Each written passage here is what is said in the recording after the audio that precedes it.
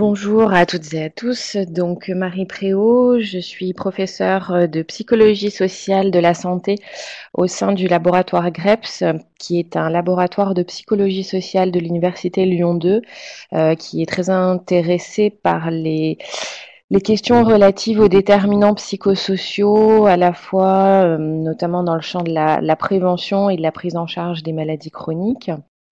Et donc, aujourd'hui, je vais vous parler d'un projet qui a un certain nombre de spécificités, puisque d'abord, il s'agit d'un projet qui n'est pas encore, enfin, qui est en cours d'initiation, pour lequel je n'aurai pas de résultats à vous présenter, mais qui surtout s'inscrit dans une démarche collaborative sur le périmètre lyonnais, initiée par le Cancéropole Clara, soutenu par la métropole de Lyon, et qui a vraiment un regard pluridisciplinaire sur la question donc des objets connectés dans le champ de la santé et plus précisément du cancer, et un projet qui a pu mobiliser à la fois des disciplines épidémiologiques, santé publique, recherche clinique, mais aussi des disciplines des sciences de l'information et de la communication avec le laboratoire Helico et la psychologie sociale. Donc, comme je le disais, il s'agit d'un projet structurant du Cancéropole, et donc pour lequel nous avons des financements de la métropole de Lyon qui est très intéressée par des projets qui impliquent des disciplines différentes sur les questions de santé, la Fondation pour la recherche médicale et l'association ARC. Alors, d'un point de vue épidémiologique, le contexte dans lequel nous nous trouvons est un contexte dans lequel l'activité physique des patients atteints de cancer a été largement travaillée. Je ne reviens pas tant que ça sur les données relatives au cancer, j'ai mis quelques éléments. Mais toujours est-il que, bien évidemment, la question de la prise en charge des patients atteints de cancer est absolument essentielle, et notamment du point de vue de toutes les comorbidités associées donc pour ces patients-là. Et l'activité physique devient un élément absolument essentiel à la fois de la survie du cancer, mais aussi de la prise en charge de ces comorbidités. On voit que on peut, en travaillant sur l'activité physique, améliorer un certain nombre de problématiques, notamment sur le cardiovasculaire, mais aussi sur tout un tas d'autres aspects qui sont des aspects importants en termes de comorbidité. Et l'activité physique a clairement été démontrée comme ayant un effet statistiquement significatif sur plusieurs variables, et avec notamment des annonces en termes de prise en charge en France financière autour des activités physiques et sportives pour les patients. Cette activité physique, elle est importante plus spécifiquement dans la gestion du surpoids chez les patients atteints de cancer, puisqu'on a ici donc des données qui montrent que donc on a plus de 50% des patients qui sont concernés par une prise de poids pendant et suite à un cancer, notamment en lien avec certaines chimiothérapies, particulièrement associées chez les patients les plus jeunes, associées aussi à une obésité préalable au diagnostic, et bien sûr dans le cas d'un manque d'activité physique, et avec des risques de mortalité accrue et l'augmentation aussi d'un certain nombre d'effets secondaires. Ce que l'on observe, c'est que l'activité physique, qu'elle ait lieu pendant, et quand on utilise le terme de pendant, c'est bien aussi pendant la prise des traitements. Alors évidemment, ce n'est pas la même chose de maintenir une activité physique pendant un suivi sous radiothérapie versus sous chimiothérapie.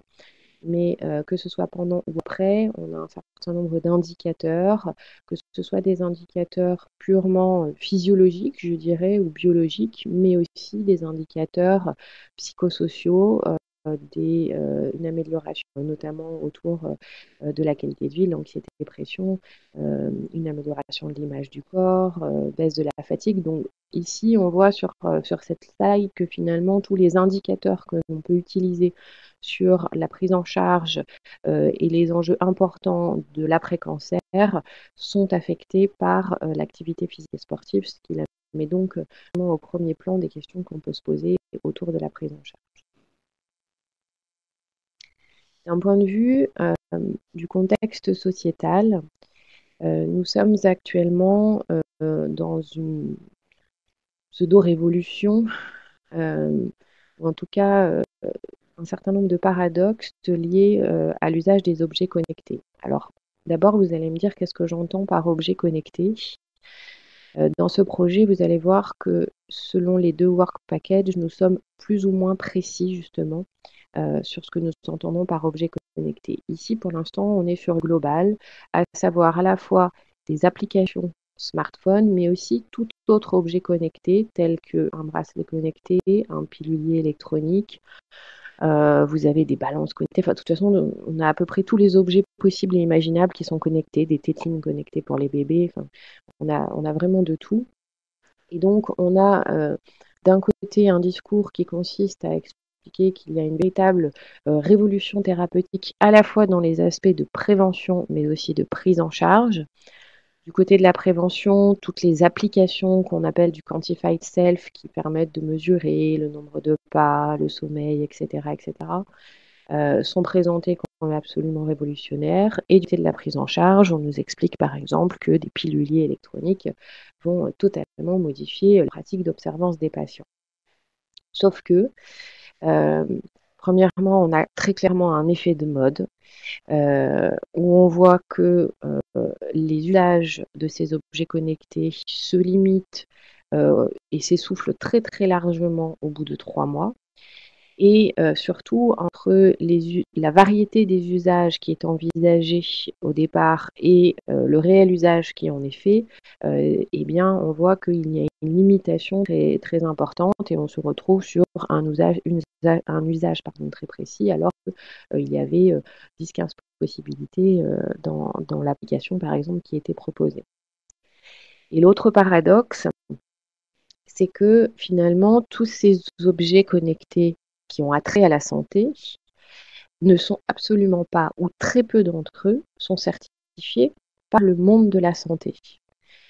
Et ça, c'est un vrai enjeu aussi, c'est que des industriels divers et variés sortent des objets connectés, vont les commercialiser, mais finalement, aucun clinicien, aucun médecin, aucun chercheur, pour beaucoup d'entre eux, n'est allé vérifier les enjeux des véritables usages et les potentialités par rapport aux questions que l'on peut se poser sur la santé.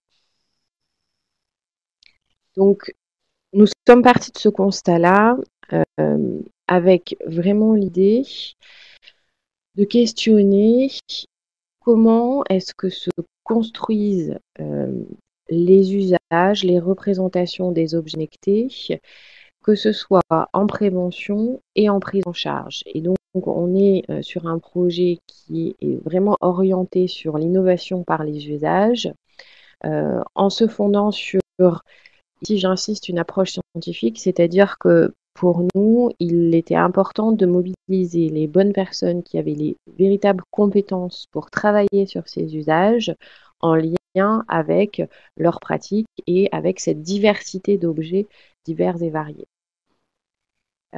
Et donc, nous avons organisé notre projet en 2 grands work packages. Le premier, il est principalement dédié justement à l'usage d'un objet connecté spécifique qui est un bracelet électronique et il est ciblé sur les femmes atteintes d'un cancer du sein localisé.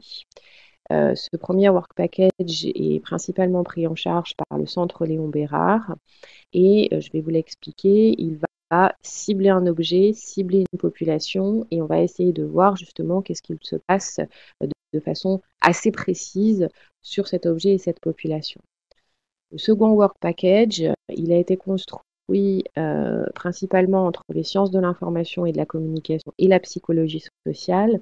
Et ici, on est beaucoup plus large, c'est-à-dire que on a des patientes et des non-patientes, contrairement à ce que je suis en train de voir, j'ai fait une petite erreur dans le texte. Et on va envisager l'ensemble des objets connectés possibles et imaginables et utilisables et comprendre quels sont les enjeux d'acceptabilité, mais d'acceptabilité au sens large. Alors, le premier work package, je vais vous expliquer précisément ce qu'il en est dans les deux. Donc, comme je vous le disais, celui-ci, il vise vraiment à comprendre comment faire le lien entre l'usage d'un bracelet connecté, donc évaluer l'impact d'un bracelet connecté sur le niveau d'activité physique et les recommandations qui peuvent être émises à ces patientes par rapport à leur niveau d'activité physique chez des femmes qui ont eu un cancer du sein ou qui ont un cancer du sein. Donc, on est sur un essai randomisé où l'objectif, c'est vraiment de se dire que les femmes qui bénéficieront, donc évidemment, on ne va ici prendre que des femmes qui n'avaient pas encore utilisé de bracelet connecté, et celles à qui on va donc donner un bracelet connecté dans le cadre de l'essai, devraient améliorer le niveau d'activité physique et sportive qui leur est demandé. Donc, avec un essai qui se déroule sur 6 mois. Ce bracelet connecté, il est en lien avec une application sur le smartphone. Donc, bien évidemment, en termes de critères d'inclusion, là, nous sommes justement en train d'essayer de voir par rapport à la population du centre Léon Bérard ce qu'il en est de l'usage des smartphones, de la compatibilité avec les différents bracelets et puis surtout, donc les collègues testent plusieurs bracelets et on voit à quel point ça ne mesure pas la même chose. Donc on revient aussi à l'enjeu de la certification par le monde de la santé. L'objectif, c'est vraiment de comprendre comment les femmes vont s'approprier cet objet, comment cet objet va impacter possiblement donc leur activité physique et sportive. Mais on va s'arrêter là, c'est-à-dire qu'on ne peut pas investiguer davantage, notamment tout le lien avec les équipes médicales, qui sera quelque chose qui, d'une part, est fait par ailleurs, et puis qui aurait nécessité de toute façon un autre design. Et donc, ce qui va se passer, donc là, vous avez le schéma de l'étude DISCO où finalement on va avoir un bras standard qui sera un bras de patiente suivi classiquement, un bras dans lequel elles vont avoir le bracelet connecté et un bras dans lequel il va y avoir une activité d'éducation thérapeutique ciblée sur les activités physiques et sportives. Et l'objectif, c'est bien de voir, au-delà de la cohorte qui existe tout autour de ces patientes-là, mais d'essayer de comprendre quels sont les effets de l'utilisation, de l'appropriation ou pas de ce fameux bracelet connecté. Et si vous regardez donc sur la droite, vous avez différents recueils de données, donc des questionnaires, alors bien sûr des mesures anthropométriques et autres. Et c'est là où nous avons construit un outil de recueil quantitatif, donc un questionnaire qui va être fait passer à ces femmes, mais qu'on va aussi réutiliser, comme je vous le dirai tout à l'heure, sur une population plus vaste pour comprendre et pour pouvoir les comparer justement face à une population plus vaste de femmes atteintes de cancer du sein. Donc ça, c'est le premier work package. Je n'en parle pas davantage, je vais davantage vous détailler le second. Où notre objectif ici a été donc de travailler sur les usages réels de ces objets connectés et avec l'enjeu de comparer des populations de patientes, des populations d'anciennes patientes et des populations non atteintes de cancer. Nous sommes sur un format de recherche participative puisque le recrutement va se faire via la plateforme des Sentinelles que je vais vous présenter et avec aussi l'enjeu de sortir du territoire lyonnais dans lequel se déroule l'étude DISCO, le Work Package 1, mais d'aller investiguer sur l'ensemble du territoire français avec l'idée aussi de creuser le lien avec les inégalités territoriale et sociale, notamment dans l'accès aux outils numériques. Ce projet, il se fonde sur un certain nombre d'éléments théoriques, et c'est là où, typiquement sur, le dispositif et la suivante, ce sont vraiment les sciences de l'information et de la communication qui ont une expertise quant à la capacité justement à mesurer et à appréhender cette question du dispositif numérique. C'est-à-dire qu'eux ont vraiment besoin de recueillir l'ensemble des informations sur les différents appareils dont disposent les personnes, les modalités de connexion, comment ça se construit au sein d'un foyer, c'est-à-dire est-ce qu'on partage des outils, est-ce qu'on partage la connexion, comment ça se passe, etc. Elles ont vraiment besoin de beaucoup de détails pour comprendre comment s'inscrit l'usage d'un objet connecté dans un usage plus vaste, justement, des objets, des outils en ligne. En partant du postulat, bien évidemment, que ce dispositif technique, il dépend d'un certain nombre d'aspects sociaux. Il y a l'aspect usage en tant que tel, mais il y a aussi toutes les motivations et les compétences perçues de la part des femmes. Et donc, il y a 3 composantes qu'elles vont particulièrement évaluer. Les mesures pratiques, j'en ai parlé. Tout ce qu'il y a autour de l'intentionnalité de la part de l'utilisateur et le passage de l'intentionnalité avec des actions de communication réelles. Donc, elles savent mesurer à travers un certain nombre de questionnements qualitatifs et quantitatifs.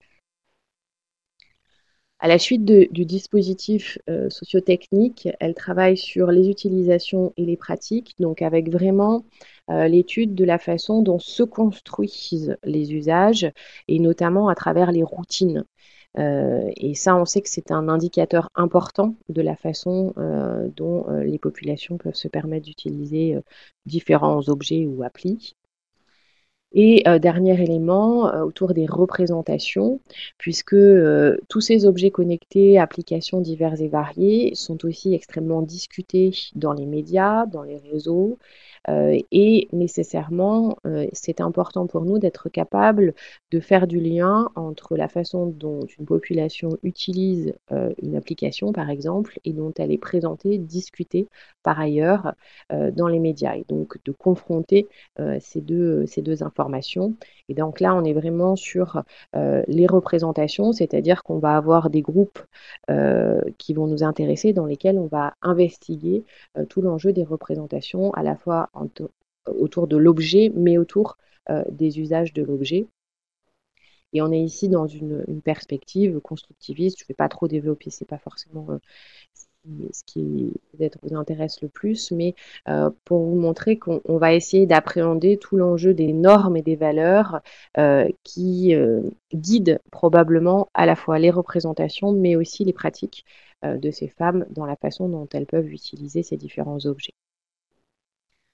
Donc l'objectif, comme je vous le disais, l'évaluation de ces usages autour de l'étude des représentations et des croyances. Donc pour cela, nous avons 2 approches méthodologiques qui sont complémentaires, j'insiste. D'une part, un recueil de données par focus group. Donc les focus group, ce sont des des recueils de données en groupe. Donc ce n'est pas un groupe de parole, c'est vraiment entre 5 à 8 personnes qu'on met autour d'une table et à qui on va proposer des supports spécifiques qui vont les faire réagir, percuter assez rapidement, c'est vraiment important, pour qu'ils puissent ensuite confronter leur point de vue, confronter leurs pratiques. Par rapport à un entretien individuel où vous questionnez la personne sur ce qu'elle pense, ce qu'elle fait, une fois qu'elle vous a dit ce qu'elle pensait, ce qu'elle faisait, ben, vous ne pouvez pas aller beaucoup plus loin. Là, l'intérêt d'un focus group, c'est qu'on peut vraiment appréhender les normes, les valeurs, les représentations que partagent ou pas les membres qui se retrouvent dans le focus group. Cette confrontation, en fait, pour nous, elle est source d'information. Donc, on a un premier recueil de données sur le territoire lyonnais et un second recueil qui sera bien évidemment construit sur la base des verbatims recueillis dans les focus group par auto-questionnaire, à la fois via la plateforme des Sentinelles et les femmes du protocole. Donc, c'est pas Safio, c'est Disco, mais elles viennent me rechanger de nom. Je suis désolée. Donc les focus group, je viens de l'évoquer, un recueil de données en soi, construit spécifiquement sur des supports qui font réagir les personnes, et donc un autoquestionnaire à la plateforme des Sentinelles. Alors la plateforme des Sentinelles, je vous ai mis juste quelques diapos. Il s'agit en fait d'une plateforme qui a été mise en place et qui a pour vocation à faire le lien entre des chercheurs et des femmes, maintenant c'est ouvert aux hommes, qui souhaitent participer à la recherche. Et donc l'enjeu, c'est un lien privilégié, un lien direct pour recruter. Et donc il y a actuellement 16 000 personnes qui sont inscrites sur la plateforme. Et donc ces 16 000 personnes, voilà, j'arrive sur 16 000 personnes, on a à peu près, oui, d'ailleurs mes chiffres ils sont pas bons, 16 000. En fait, on a 5 000 patientes ou ex-patientes et donc maintenant beaucoup plus que 7 000 non-patients. Donc ce sont des personnes, on va leur envoyer une newsletter pour leur expliquer qu'il y a une étude sur cette thématique et elles vont remplir directement un questionnaire en ligne, donc avec tout un tas d'éléments autour de la sécurité des données. Donc on va avoir possiblement, comme je vous le disais tout à l'heure, des personnes qui sont atteintes et en cours de traitement pour un cancer, des ex-patientes et des personnes qui sont simplement intéressées, mobilisées par la question du cancer, mais non atteintes directement. Donc on va pouvoir toucher nos 3 populations pour remplir cet auto-questionnaire. Cet auto-questionnaire, nous avons un certain nombre d'éléments que nous souhaitons intégrer. Alors, toutes les questions relatives aux freins aux usages qui seront retravaillées sur la base des données issues des focus group. Et là, ce sont vraiment les collègues des sciences d'infocom qui ont l'habitude de questionner ces aspects-là. Donc, comme je vous le disais, à la fois sur les objets connectés dans le champ de la santé, mais aussi en inscrivant ça dans un contexte plus large d'usage d'applications ou d'objets connectés. Donc ça, c'est la première partie. Nous avons des éléments autour de la health literacy, donc la maîtrise que peuvent avoir les individus des connaissances autour de leur santé. Donc, c'est un concept qui est assez travaillé. Il y a, je ne sais pas si Julien Mancini est présent, mais à Marseille, avec un certain nombre de personnes aussi qui travaillent ce concept-là, et donc des échelles quasi en cours de validation, dont l'une a été justement sur la population des sentinelles. Évidemment, tout ce qui est socio-démographique, mais aussi socio-économique et territorial. L'avantage, je ne vous ai pas mis la carte des femmes inscrites sur les sentinelles, c'est qu'on a une représentativité qui colle à peu près à la densité de population de tous les territoires français. Donc, a priori, on devrait pouvoir justement comparer des territoires urbains avec des territoires plus ruraux. Tout ce qui tourne autour des prescriptions sociales d'usage, ici, il s'agit de comprendre dans les différents groupes auxquels appartiennent les femmes, notamment professionnelles, mais aussi sur la base d'un certain nombre d'autres critères, est-ce qu'il y a autour d'elles une pression, une norme à utiliser telle ou telle application dans le champ de la santé, et est-ce qu'elles s'y soumettent ou pas, justement? Quels sont les usages effectifs de l'entourage social? Donc, à nous de délimiter justement quelle est la taille de cet entourage social, mais aussi de travailler ici sur les aspects émotionnels liés à l'usage. Dans l'équipe, il y a un collègue qui est spécialiste du partage social des émotions et de tout ce qui tourne autour des émotions. Et donc, nous allons mettre en place un certain nombre de questions sur ces aspects-là. Et puis, tout ce qui a trait au feedback, qu'il soit positif ou négatif, et qui peuvent influencer à la fois dans les représentations et les croyances CEPA. Avec ces données, et c'est vraiment un aspect important pour moi, nous n'allons pas juste juxtaposer, mettre à côté les focus group et tout le corpus qu'on va pouvoir recueillir, et puis les résultats des questionnaires, mais nous allons vraiment tenter de faire parler les données les unes avec les autres, donc ce qu'on appelle la triangulation des données. on voit bien qu'elles peuvent se compléter, mais elles peuvent aussi faire sens les unes avec les autres. Et ça, c'est un aspect très important depuis le début autour de ce projet. Et d'ailleurs, nous avons bien décidé qu'entre les sciences de l'information, de la communication, l'épidémiologie, il n'y avait pas une équipe qui menait les focus group et l'autre les auto-questionnaires, mais tout le monde était là, tout le temps, surtout, pour justement qu'on arrive vraiment à faire parler ces données. Et très rapidement, du point de vue des résultats attendus, euh, donc ce que nous espérons, c'est être capable de donner un certain nombre d'éléments sur ce fameux dispositif sociotechnique, comme l'appellent les collègues. C'est-à-dire que si on explique comment les femmes se représentent ou utilisent des objets connectés, ça doit nécessairement être en lien avec les réelles possibilités qu'elles peuvent avoir de les utiliser. Et donc ça, c'est pour eux un point de départ très très important d'être capable de faire sens avec oui, les possibilités réelles d'usage de ces objets. Et en travaillant la question des habitudes, des récurrences, des freins, de ce qu'elles appellent des horizons d'attente, c'est-à-dire pourquoi j'utilise cette application au départ, qu'est-ce que je pense que ça va m'apporter, et puis finalement, à la fin, qu'est-ce que ça apporte réellement. Comment est-ce que je peux constituer des réseaux d'aide autour de l'usage de ces applications et quels sont les enjeux autour de la place de la technique, c'est-à-dire est-ce que c'est compliqué, est-ce que si c'est compliqué, c'est un véritable frein, ou bien est-ce que finalement c'est pas ça le principal problème. Ensuite, on espère recueillir un certain nombre d'éléments donc sur les usages réels, à la fois tout ce qui a trait aux actions de référence, à la façon dont cela s'inscrit dans une culture d'usage dans les différents groupes dans lesquels les femmes s'inscrivent, et puis tous les aspects autour de la routinisation de ces usages. Et enfin, en termes de représentation, et donc ici, ça va être important d'appréhender la façon dont des personnes non expertes du champ de la santé vont s'approprier, et c'est là l'enjeu aussi, notamment avec la health literacy, un certain nombre de questions de santé, l'usage d'une application du Quantified Self qui permet de mesurer le nombre de pas qu'on fait par jour, quand on a été patient ou pas. Est-ce que ça donne la sensation de mieux maîtriser un certain nombre d'éléments de santé et donc de travailler sur ces fameux horizons d'attente, sur les valeurs qui sont véhiculées possiblement par les usages de certains types d'applications ou d'objets connectés. Et là, on fera aussi le lien avec les femmes qui auront porté le bracelet pendant 6 mois dans l'étude du CLB.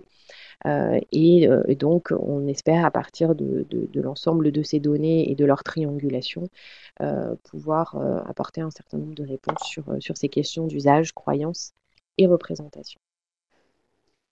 Voilà, je vous remercie de votre attention. Je pense que je suis dans les temps.